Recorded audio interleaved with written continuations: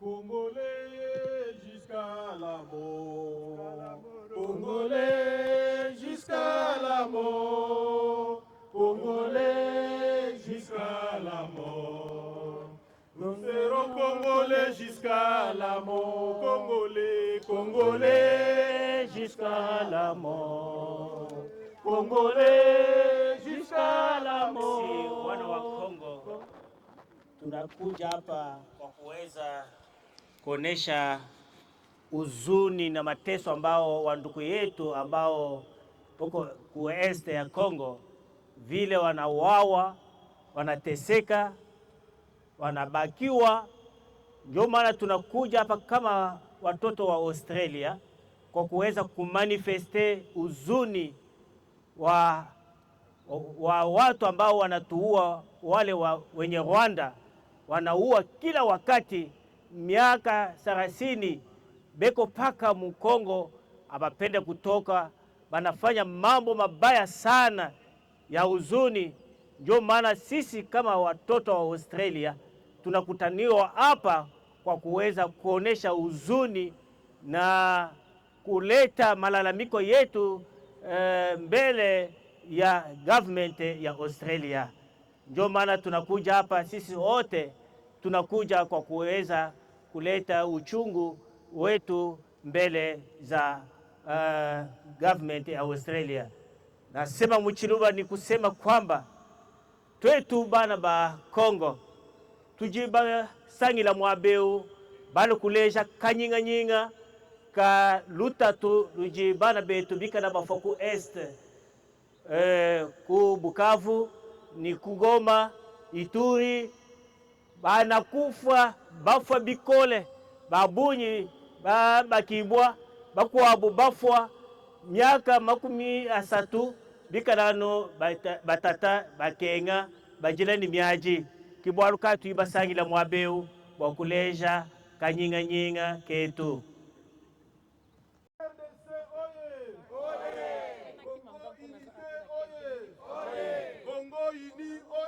Oye! Congo restera uni et indivisible. Oye! Oye! Congolais, oye! Oye!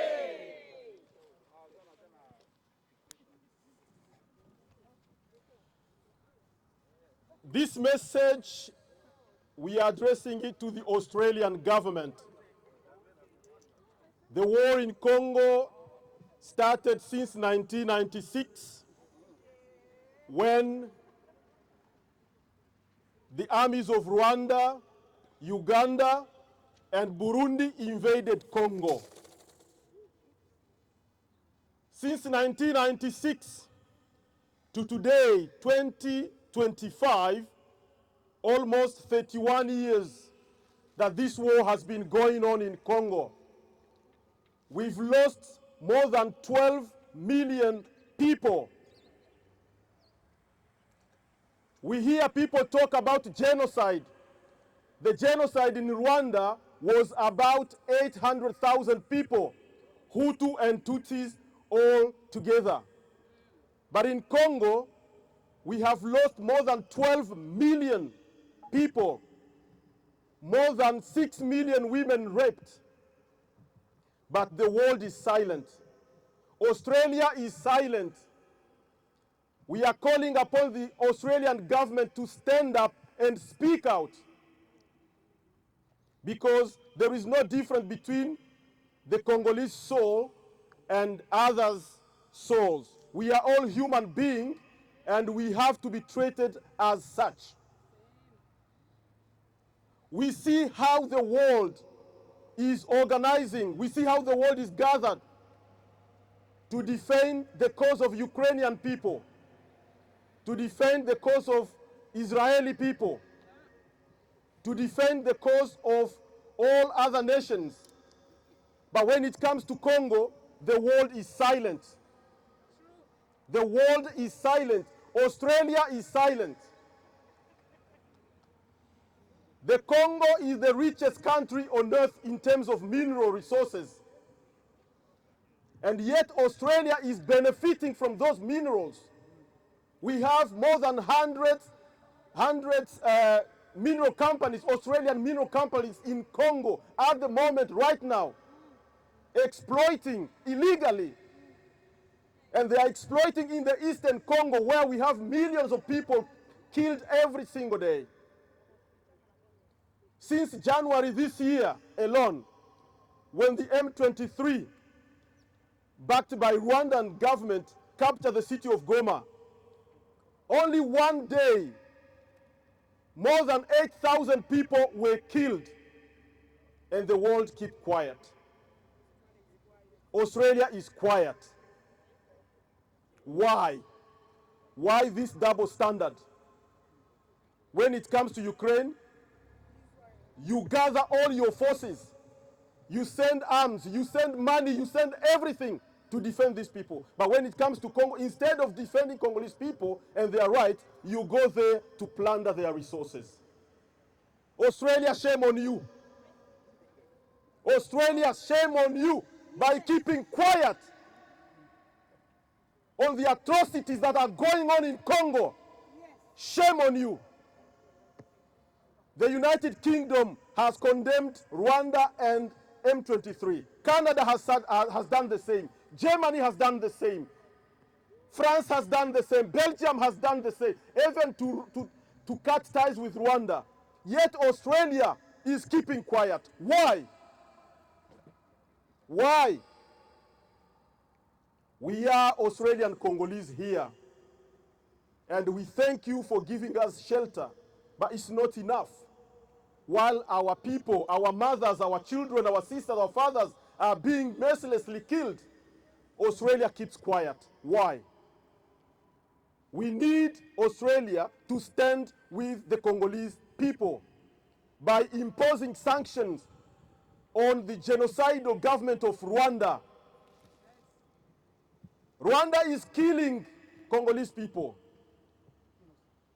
Rwanda is killing innocent people. As I'm talking to you right now, Australia, in Bukavu, young people don't know where to run to. More than 2,000 young men have been slaughtered as we are talking right now. Yet the world is silent. We need action, and action now. Time is up now for the world to stand by the Congolese people. We are alone, and we need your support. Lelo toeko loba message eza moko. Message eza que Australia esali année na ba année plus de 20 ans et peut-être même plus de 30 ans. Que likambo oyo ezoleka mais Australia azolobelo kote. Australia lelo il faut bazwa courage ya koloba. Lelo il faut bazwa courage ya kolobela makambo ezoleka na Congo. Po bato bazokufa na Congo eza banyama te. Bato bazokufa na Congo eza batu neti bato baza awa. Lelo Australia il faut eloba. Eloko to lingi lelo eza Australia il faut asa l'action. Action oyo ko mema kimia, action oyo ko résoudre ko aider biso to résoudre problème oyo. Po problème oyo eza problème ya ba congolais kaka bango moko te mais eza problème oyo concerné batu nyonso na mokili. Po mutute akondima ndeko na ye akufa, mutute akondima mwana na ye akufa, mutute akondima batu bakufa. Lelo to lingi action ezwama. Lelo batu basangani na Australie na parliament to pesi voice na biso koloba ete to lingi kimia ezonga na Congo. Congolese oye. Congolese oye. Batu bakufi mingi, makila batu etangi. Parfois même ezoleka na ba vidéo tozomona. Parfois même tozomona ba vidéo ya bato toyebi. Et moko na katikati na biso akufeli ndeko, akufeli mutu aza proche. Et ba oba kufi même soki baza na kati ya famille na biso te mais tozo reconnaître que baza ba ndeko na biso makila na biso. Et lelo pasi na pasi ya mutema totelemi ensemble pona ko bimisa voice moko. Voice oyo ebandi batu to bandi yango lelo te, ebandi kolobama plusieurs fois. Toye na Australie awa plusieurs fois baction esalemi na kati ya mboka oyo. Mais tomoni eloko moko te. Alors toye pona koloba ete eloko il faut esalema. Soki esalemi te to continuer kotelema. Eza bongo te. soki eloko esalemi te tokotelema parce que na ndenge moko totelemaka mpo na kosoutenir bandeko na biso nyonso na Australie, na ndenge moko totravaillaka na bato na misala na kati ya Australie awa, tosoutenaka moko na moko, tolingaka bana na biso, tolingaka batravailleur na biso, tolingaka bandeko na ndenge moko tozotelema mpo na Congo lelo oyo. Tozotelema mpo na Congo lelo, makila oyo etangi ya plus de 15 millions de personnes. Eza makila ya banyama te. Awa na Australie, même banyama msusu babomaka bango te. Babomaka bango te, parce que eza autorisé te. Et comment est-ce qu'on peut accepter que batu bakufa? Comment est-ce qu'on dit ete batu bakufa mutu aloba eloko te? Ezali complicité, wana babenga yango complicité. Soki complicité eza te, tozana besoin Australie atelema alobela likambo oyo. Kagame abima na mboka na biso, mboka Congo eza mboka ya Rwanda te, eza mboka ya Kagame te. Tovanda na Rwanda na kimia na baane bele na seri ya kala, tovanda na kimia. Kagame nda aye kotia ba problème. Aye kotia ba problème. Tolingi action ezwama, tolingi action ezwama contre Kagame. Kagame nda za destructeur, yenda za mobomi, yenda za assassin. Tolingi mutu wana bazwaye bakangaye parce que eloko azosala eza correct te. Australia, take action. Australia, take action. Australia, take action. Australia, take action for Rwanda. Take action for Rwanda. Take action. Australia, take action. Australia, for peace. alors, We want peace. we want peace. We want peace. We want peace. We want peace. We want peace. We want peace. We want peace. We want peace. We want peace. We want peace. We want peace. We want peace. We are here at the Australian Parliament in Canberra to send a clear message to the Australian government. Our people in Congo have been killed, children, women raped, murdered, all the children, young people, because of the war that has taken too long in our country. It's been almost 3 decades for the war in our country, and nothing has been done. The international community has finally acknowledged that our country has been invaded by Rwanda. Rwanda, who is supporting the M23. It has been acknowledged in the United Nations. As a result, we are here as Congolese living in Australia, sending a very strong message to the Australian government. We need action from the Australian government. We want the Australian government to do something, to take a step. Can we clap or shout to say Australia should take a step? Australia should take a step. Australia should take a step. Australia should take a very big step to make sure that the war in Congo ends. And it has to end this year, not next year. Something needs to be done. As you can see, UK, Canada, Belgium have also acknowledged and imposed embargo to Rwanda. So we want Australia to take action and take also some embargo against Rwanda. There's a humanitarian crisis in Congo. People have been displaced internally and outside Congo. Many thousands of families displaced without food, without water, without anything. And the world is quite doing nothing. But if we look at Ukraine, there's a humanitarian intervention from Australia. When Sudan had humanitarian crisis, this government sent millions of money to support Sudan. Now it's time for Congo. We want the Australian government to intervene to the humanitarian crisis in Congo. We want people who are displaced to be looked after. even those who are in the neighboring countries.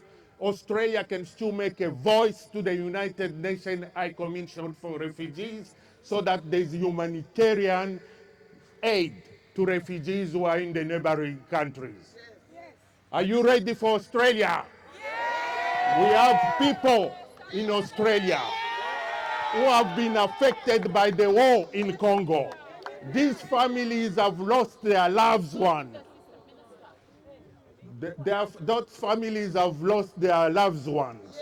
And these families here are struggling. They've got people who are misplaced, lost. So we want the Australian government to do something, to take a step towards peace to the Democratic Republic of Congo. Nye-nye! Nye-nye! We need peace. We need peace. We need peace in Congo. We need peace. We need peace. We need peace. We need peace.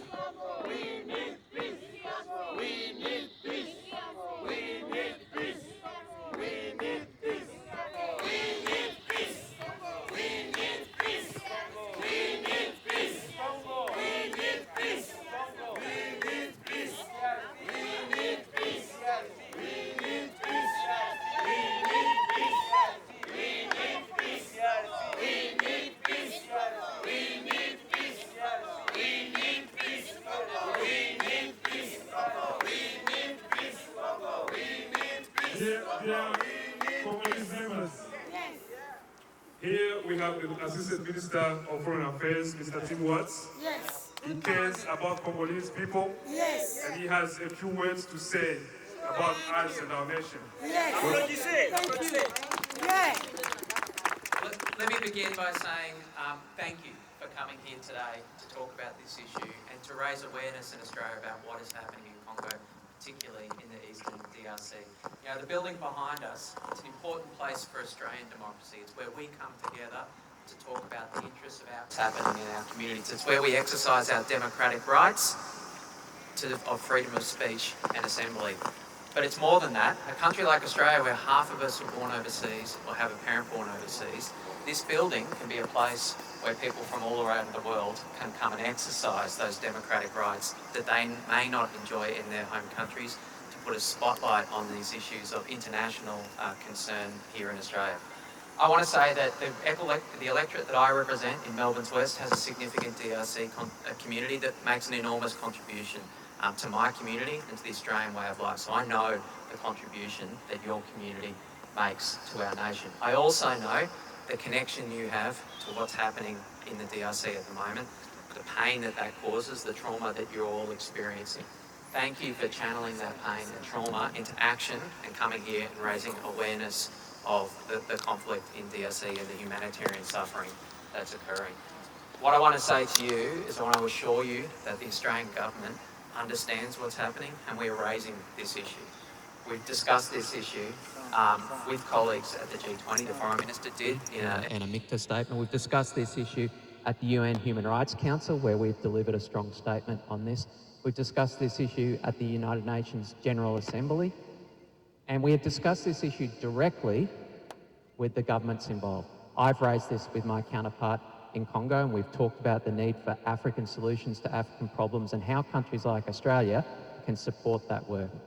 Our diplomats in the region, our high commissioners, have spoken not only with the government of Congo, but importantly with representatives of the government of Rwanda to make clear our expectation that all parties in this conflict respect the sovereignty of Congo, comply with international humanitarian law and international law, and protect innocent civilian life. And I have issued statements myself, public statements that have been shared by the Foreign Minister, making clear our concerns about the actions of M23 supported by Rwandan forces and our expectation that this stop and that peace be delivered. So I want to thank you for raising attention for this issue.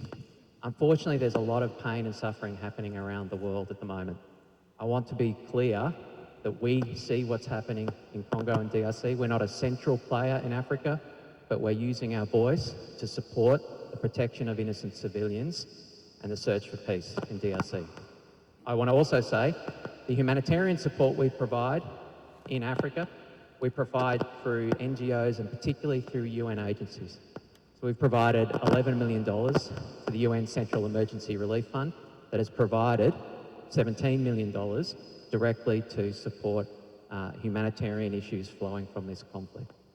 We've also provided very significant funding to UNHCR that I've seen in the region, in Nairobi, in Addis, in Egypt, supporting through Eastern Africa, as well as to UN agencies like the World Food Programme that have supported not just refugees, but people affected by this conflict. I'm happy to have a conversation and hear directly from you here today. That's why I've come down here. It's budget day in Canberra, so it's a very busy day. But let me just say that my presence here is a representation of the significance that I give to this issue, and I'm very much looking forward to speaking with you here today. Thank you. Thank you. And thank you, Future. Na mpenzi mtazamaji wa Nyarugeta TV. Dada, kwa majina yako unaitwa nani? Mie kwa jina naitwa Safi. Safi, natokea Brisbane, Australia. Lakini ni mkongomani.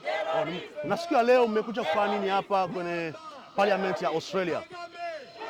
Sisi tulikuja hapa ku parliament ya Australia juu inakuwa masiku mingi pays yetu République démocratique du Congo iko muvita.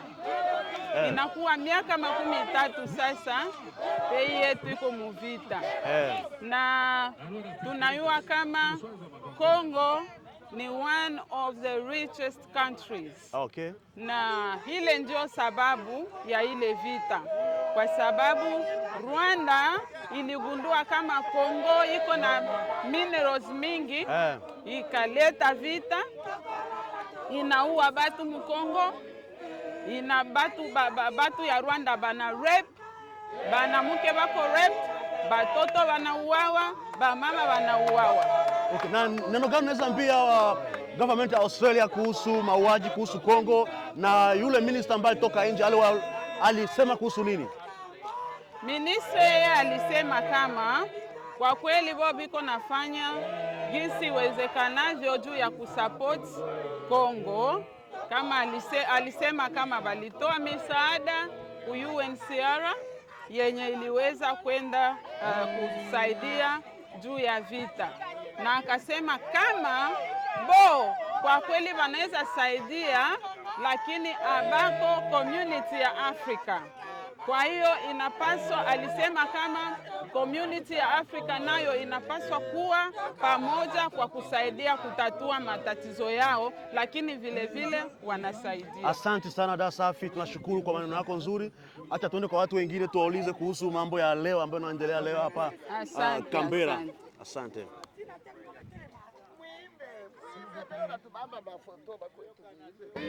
Unaendeleaje mama siku ya leo?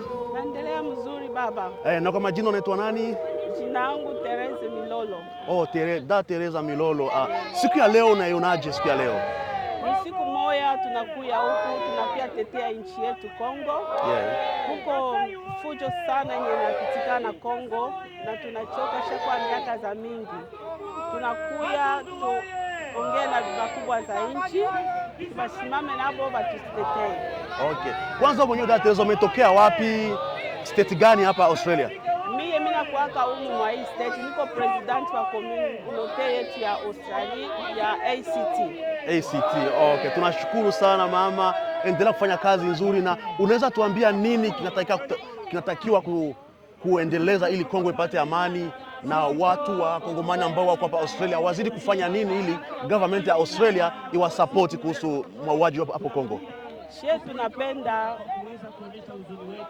bakubwa bashimame, tunapenda kimya ingie Kongo. Hatutaki bauwe bantu. Juu tunajua kule biko naenda tafuta utajiri. Lakini kumwanga damu juu bapate utajiri haiko mzuri. Banapasha beba ile utajiri mukimya yote. Okay. Tunapasha ingia na munyumba bote, tunaingia pa meza, tunaongea, tunapata ma strategies za mzuri juu ukimya iendelee kwetu. Asante sana, tunashukuru sana dada Teresa, endelea kufanya kazi ya community na Mungu akubariki. Asante. Asante.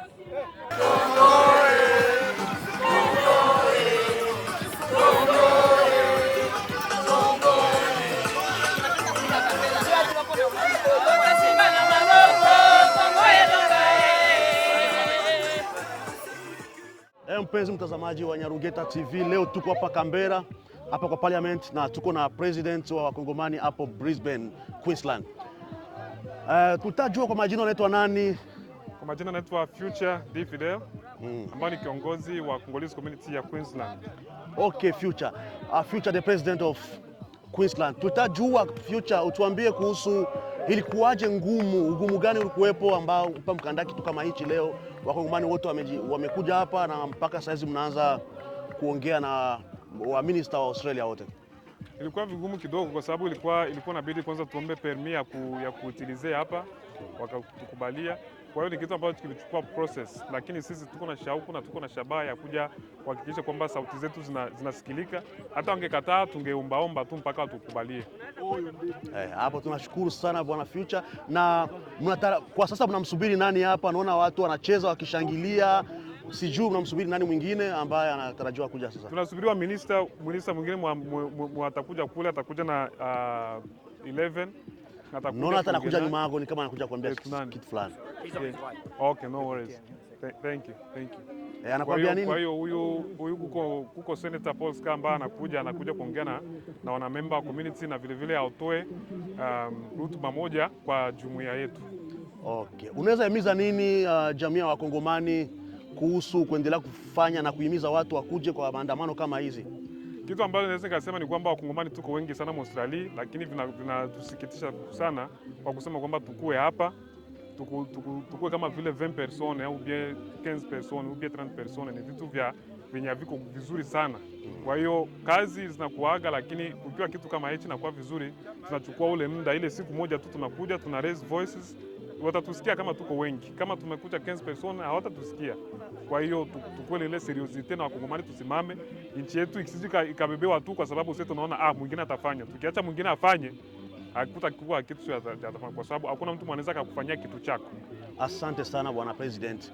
Uwe na mchana mwema. Asante. Katika boro kale. Senator, welcome. Well, good, thank you. It's good to see you. It's good to see you. I will just grab the microphone. Dear Congolese community of Australia, it's a pleasure to have Senator Paul Ska here. He's the NP Senator for Queensland and also a Shadow Minister for Multiculturalism. And he's come here. He's a very big supporter of the Congolese community. If you saw once, you read one of the letters that our women from Queensland wrote in the Senate. This is him. And he's been very vocal about what's happening in DRC. And I'm sure whenever there's an issue about our community, it's his issue as well. So he has come here to just chat to us about a few things. Welcome, Senator. Thank you. Thank you very much. And I will be saying something in the Senate later today about the fact that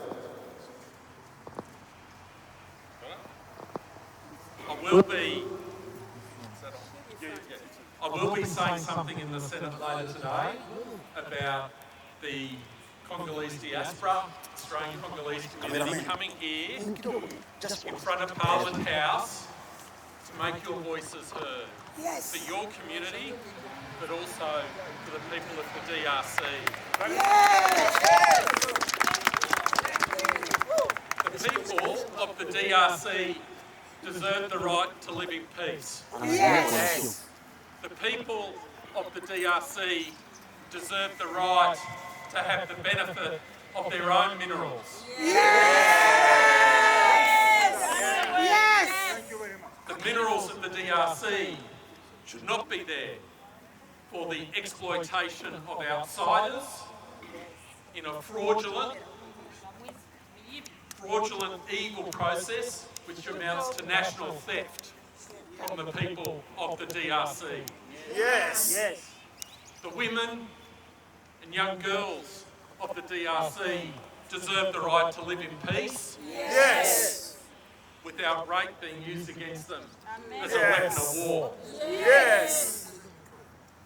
And it is incumbent upon all freedom-loving countries around the world, including Australia, to make our voices heard and to put pressure on those national actors, including Rwanda, who are involved in the DRC and are supporting, both militarily and otherwise, the M23 rebel movement. Yes. I will be referring in the Senate to the report to the United Nations Security Council dated 27 December 2024. And this was the report referred to by your community in your letter to the Australian government. I have read this report. It continues to provide damning evidence of the involvement of foreign actors in the violence occurring in the DRC and of the unlawful exploitation and theft of DRC resources, including resources which are being taken to Rwanda and which are being intermingled with other resources. This is theft. This is theft from the people of the DRC, and it must stop. It must stop.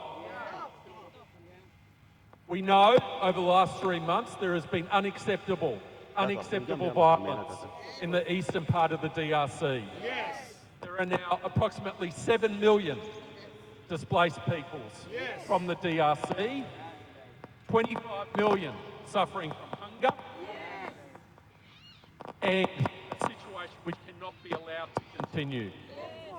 So the world must continue and Australia must play its part in terms of applying pressure on the government of Rwanda and upon other governments to stop interfering in the DRC and to enable the people of the DRC to live in peace and to harness the benefit of their resources for the people of the DRC, not for outsiders.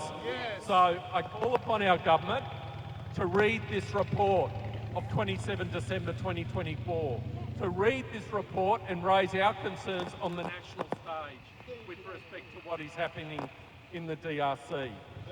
Lastly, I want to give my heartfelt support to our Australian Congolese community. This community means a great deal to me.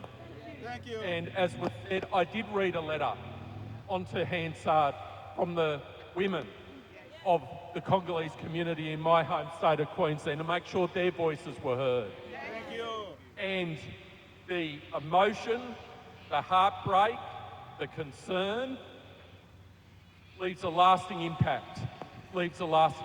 So I want to also call upon the Australian government to support our Congolese diaspora, understanding that when atrocities occur in the DRC, it has an impact. It has an impact on the diaspora here in Australia. It has an impact on the diaspora here in Australia. And lastly, I want to thank all of you for coming to Canberra, for making sure your voices are heard, and it is now my obligation to make sure your voices go on the record of our national parliament for the people of all Australia here.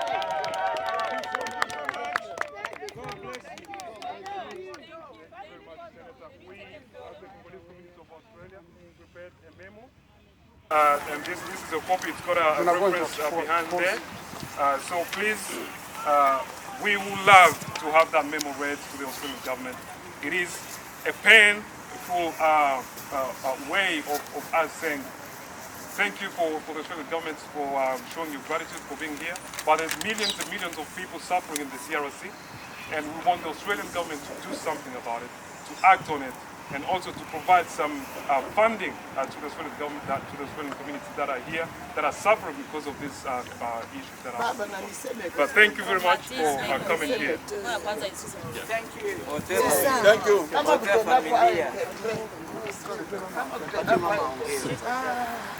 Mimi niko nasema hata kama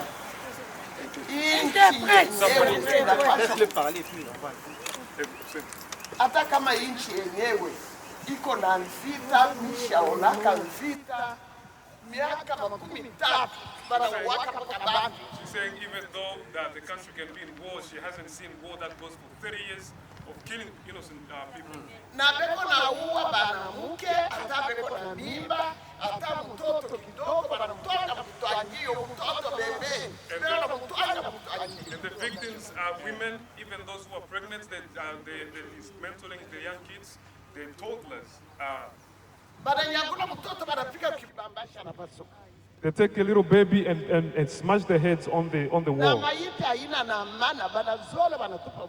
And even the corpses are buried, they just throw them in the river. And we are asking. We came here, we saw peace.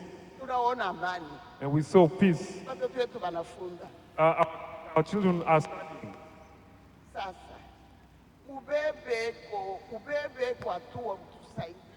Please take the responsibility to help us, to give us a hand.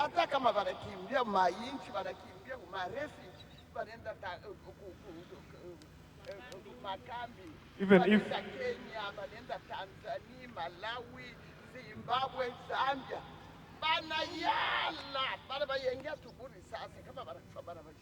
there's many people, many refugees in those countries like in Malawi, Uganda, Kenya. There's a lot of them in refugee camps. And there's no more space. There's no food.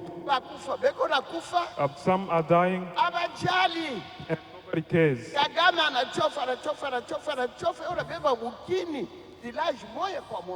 Kagame is destroying a village after another. One city after the other. How are people live without a city, without a place to stay? Where will people go? You want people in Congo to die? To displace Congolese in the Congo? So that the Congo can be empty for people to come and plunder the minerals. So that they can stay like a bush. Is that possible, Senator? God has given people places and borders to live in. For 30 years, they've been crossing those borders to cross into Congo. And it's fortunate because Congolese are having many children. That's why you can because there's a lot of Wazalendos who are standing for the Congo. That's why you can see that Congo still exists. Please. That is only what we're asking Australia, from you. For the Australian government. Country of peace. The country of peace. Country of I don't even know how to express myself. I want you to stand up and help our Congolese brothers. Let these conflicts finish. Behind these conflicts, there's a lot of people. Please help us. Thank you very much. Thank you. There's only one thing I wanted to add to what Mama Astrid has said. There's something that we have noticed as many of us. We have so many displaced family members in different neighboring countries, refugee camps. We've heard the minister or the assistant minister came earlier and mentioned that the humanitarian aid from Australia goes to the UNHCR. We want to mention that some of our relatives that have been displaced, they are not given food. Yes. Now it's left to our responsibility for us to be able to support them wherever they are, not receiving anything. So we have people that have been in refugee camps for years and years and years. We are pleading to the Australian government to help us bring our people to Australia. Please resettle some of our family members that are dying in refugee camps. There's no food. They don't have proper shelters. And we all know many of us live in tents. That's where we live. Those were our shelter. But in Australia, we know there's something that is important, the Maslow hierarchy of need: shelter, water, and food. We are requesting this simple need for our Congolese people. Thank you very much for your time. Thank you. One more thing I want to add. Those people who call themselves Congolese, they are not the real Congolese who are coming here. Some of them, they are not the real one. They are running from their country, from Rwanda. They say they are Congolese refugees. They are not. The real Congo who have problems, they remain behind. They are suffering in the camp. But the fake ones, if I can say fake, they come in the name of Congolese. We want government, when you give resettlement, please help to check very well who is the real one, who is the real refugee to come in Australia. Because our people, they are suffering in the camp. They are coming. Even if you ask them, one of our Congo, they don't know. They don't know. I work in Multicultural Australia in Queensland. My job is to go and welcome those people, but most of them, they are Rwandese in the name of Congolese. We want you to pay attention on that. We don't say it's all of them, but some of them, they come straight from Rwanda, and they say they are Congolese. Why? Yeah, while real Congolese, they are suffering in the camp. We want you to help us, to help our people from the camp. Thank you very much, Senator Paul. Thank you. Thank you, that's all. Yeah, Senator, just 1 minute. To add what Mama just said, I come from Newcastle, and I work as a refugee migration worker. I received a lot of refugees who claim to be Congolese, and some of them tell I'm from Uvira. I am from Uvira, and I ask him, which part of Uvira are you from? He doesn't know. He can't even speak our language. The only language he speaks is English and Kinyarwanda. So this is typical example of the people in Australia resettling here as Congolese. They are not. Some of them are, but majority of those who are coming are from Rwanda, directly from Rwanda. The Congolese people are left behind in Uganda camps, in Malawi, everywhere, whereas those in Rwanda, and I want you to note this, that when you see Congolese refugees coming from Rwanda refugee camp, like Kibuye camp, like Ruhengeri camps, those camps in Rwanda, they are fake Congolese refugees. Okay, so they are Rwandans who are being, who are being given to the UNHCR to come as they are refugees from Congo, while they are not. I've seen them, I work with them, and when I dismantle them, when I discover that they are not real Congolese, they run away. They will never come to enjoy our service again.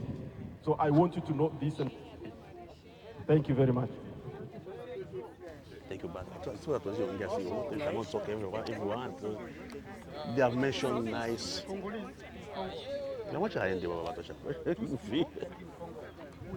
don't have any conflict between us. But when you want to represent the mission, he said there is a conflict between the Tutsi and the Congolese. There is no any conflict between us in Congo. No. But he's lying. When he's lying, the United Nations, they found him the money. That's why they will still continue. How the country will attack another country, and then the United Nations continue to support the same country. So to me, we say the United Nations is complice. Because when you give money to the killer is not. We need this issue to be stopped.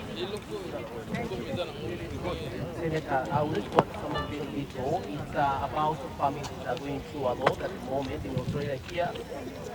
With the killing in DRC, those families that are Australian government is something that we consider we need to be able to work and make sure families around Australia just getting that Congolese Mimi naitwa Askofu Mboko Kisimba Israel. Tuliano a parlema ya Australia, ano capital ya mbuga ya Australia kiochwa Canberra.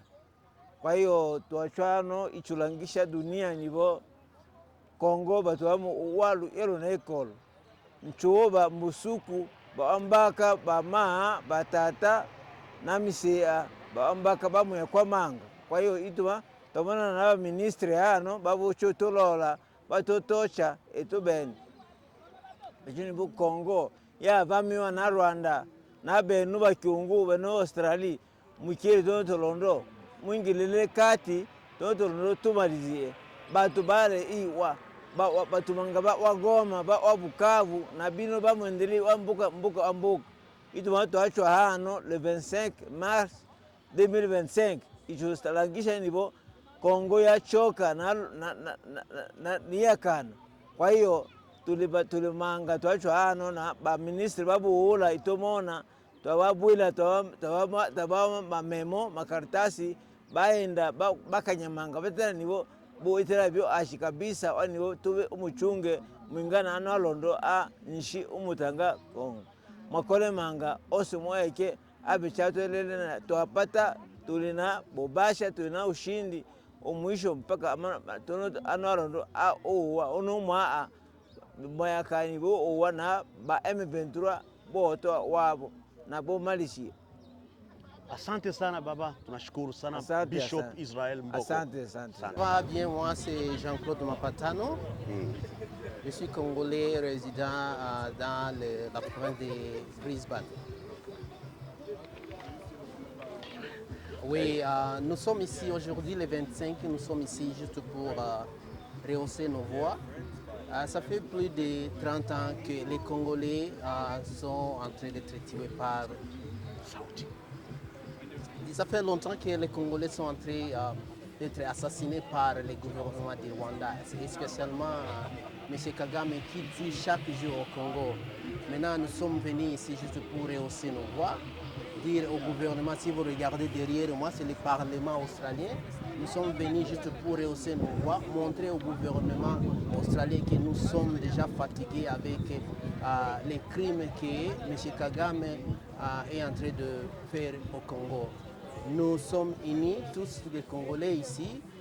Nous sommes venus comme une seule personne juste pour revendiquer notre droit. Nous sommes unis pour revendiquer que le gouvernement congolais puisse prendre des actions juste pour arrêter les crimes que les terroristes du M23 et M. Kagame est en train de faire dans notre pays. Merci beaucoup. Merci, c'est moi qui vous remercie. Comment ça va maman? Quel est votre nom? Jina na munu Rosalie Kiningu. Mume katoka na New South Wales na Sydney. Betu mekwisa wasambu na kutubila gouvernement ya Australie. Nde bo sala quelque chose, bo baka ba sanction, bo tubila mpi bantu ya Rwanda sambu na makamba boke sala na RDC. Rwanda ke fwa bantu boke violer ba mama, Rwanda ke fwa ba bébé sambu na kuyiba ba minere na betu, ba richesse na betu, boke teka na ba bwala ya nkaka boke sala yo illégalement. Alors sambu na kuyiba ba ressources ina, il faut bo fwa bantu, il faut bo sala ba action ya mbi. C'est pourquoi betu me vuka na betu communauté ya ba Congolais nyonso. Ba ina kame ovanda ba Swahili ba Luba Bangala ba Congo betu nyonso betu me vuka na wa na ntwala ya parlement ya gouvernement ya Australie.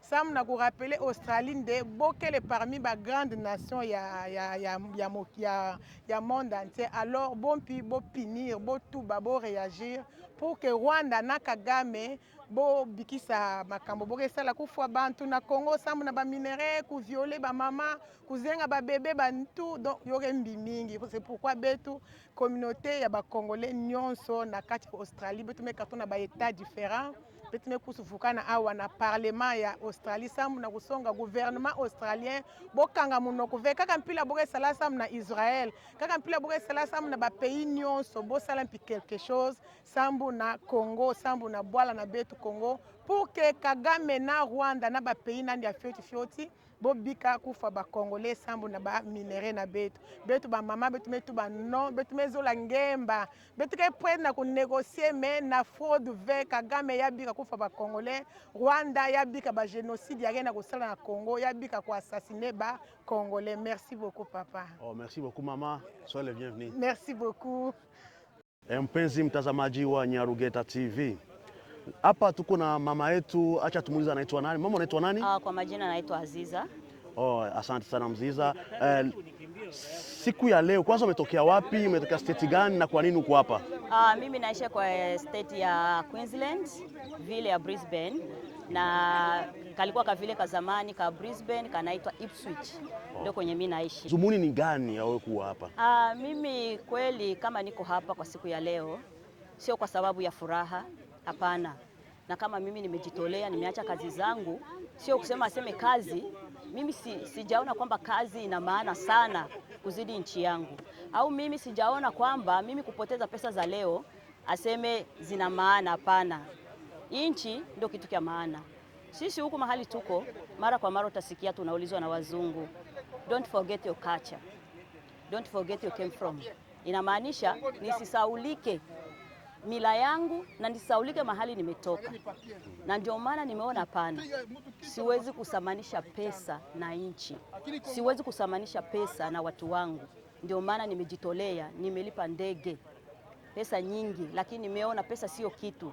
Ni bora nifike na mimi kwa maandamano ya tariki 25 ya mwezi wa 3 2025 kwa ajili ya kufanya nini? Kuleta malalamiko yetu ku parliament ya Australia. Hapa kwenye tuko Canberra ku parliament ya Australia, kuja kuleta malalamiko yetu kwa ajili ya watu wetu ambao wako wanakufa Kongo, kwa ajili ya bulongo yetu yenye Rwanda iko nataka nyang'anye.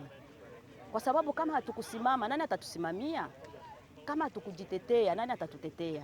Sisi wote tukikaa chini tunafunga mikono, sisi wote tukifunga vinywa, hatutaki kusema, atakayetusemea ni nani?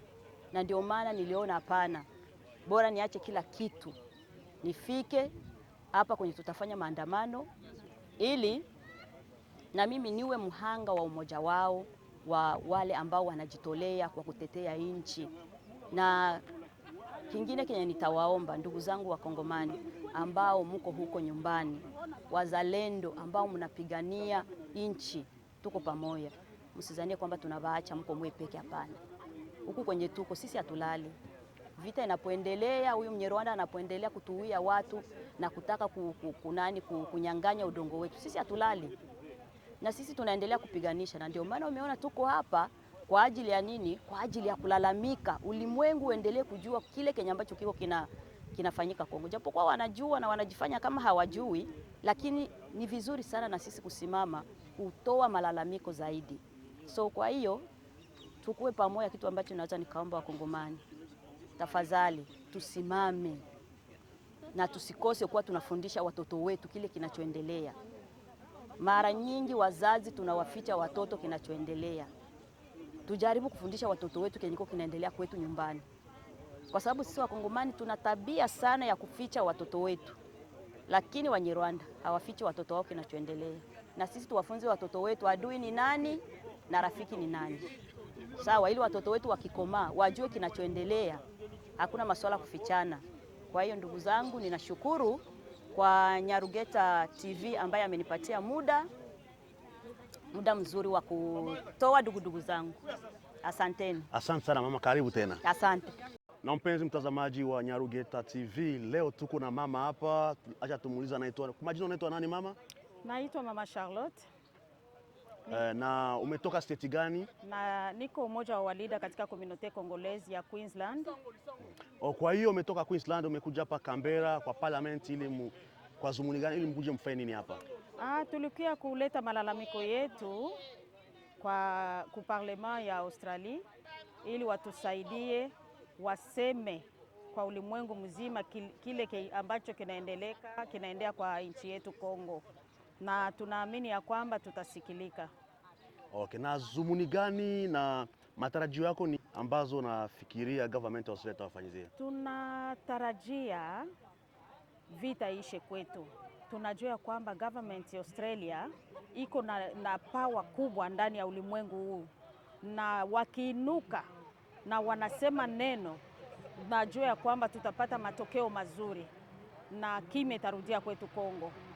Na nilitamani kuongezea kitu kidogo, kutia wandugu zetu ambao wananyanyaswa kule kwetu Kongo, kuwatia moyo, kuambia kwamba tuko pamoja, wasiogope, na sie tuko atulale kwa ajili yao. Saa hii tuko ku parlement ya Australia, cambrera kwenye wanakamata madecision zote.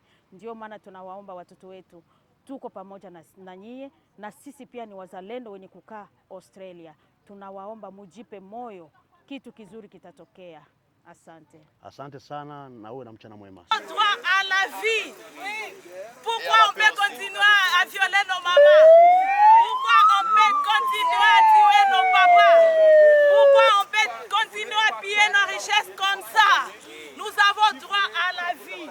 Ceux qui continuent à supporter Kagame et les Rwandais, nous sommes ici pour dire enough is enough. Everybody, enough is enough. Enough is enough. Enough is enough. Enough is enough. Enough is enough. Enough is enough. Stop genocide. Stop genocide. Stop genocide. Stop genocide. Tous les Congolais ont droit à la vie. À la vie. Tous les Congolais ont droit à la vie. Dieu nous a créés. Il a donné tous les pays ses frontières. Il nous a donné des richesses. Dans le ciel, il a donné toutes sortes des oiseaux. Dans la mer et dans les lacs, dans les fleuves, dans nos rivières. Il a donné toutes sortes des animaux aquatiques et poissons. Dans nos sous-sols, il a mis toutes sortes de richesses, des minéraux. Et dans nos forêts, il a mis toutes sortes des animaux. Et il nous a donné un grand peuple. Sauvages. Mais nos voisins ont toujours envie de notre pays. Nous n'avons pas besoin de devenir Rwandais ou Burundais ou Zambiens, Angolais ou Centrafricains. Nous sommes fiers d'être Congolais. Notre pays, on ne se laissera jamais faire. Nous allons éduquer nos enfants. Nous allons leur montrer que le Congo est indivisible. Yes, we have to vomit it. How are we going to vomit it? We have to show honestly that this is us. Yes. And we are here, it's because of, we don't want the Australian government to accuse us while we are living in peace here, and our brothers and relatives, our mothers, our sisters, everybody back home is suffering, is dying. Yes, our wives, mothers, our in-laws, they've been raped. Now, we just bring one message to the government of Australia, the federal government. Please intervene as soon as possible, because what is going in Congo right now is unacceptable. Nobody can accept that. Unless you know what is behind this. But if you don't want to be complice of this, please act now. That's why we are coming here to Canberra. Okay. What do you want? Peace. What do you want? Peace. What do you want? Peace. What do you want? Peace. Peace. Peace. Where do you want it? Now. In Congo. In Congo. Where? In Congo. When? Now. Okay? Okay, so what do you want? Peace. What do you want? Peace. What do you want? Peace. Where do you want it? In Congo. Where do you want it? In Congo. Okay, where do you want it? Now. Not tomorrow. That's the message you are bringing to the government, of federal government. Yes, sir. Please. Asante sana kwa kutufuatilia mwanzo hadi mwisho, na hivi ndivyo hali ilivyokuwepo hapa bungeni mjini Australia, Canberra kwenyewe. Na tunasema asante sana, muwe na mchana njema, na endelea kutufuatilia katika mtandao za kijamii, andika Nyarugeta Media. Tutashukuru, na subscribe na share kwa watu wengine ili wazidi kupata habari za Wakongo na watu wote ulimwenguni wazalendo jinsi wanavyotetea nchi yao. Asante sana.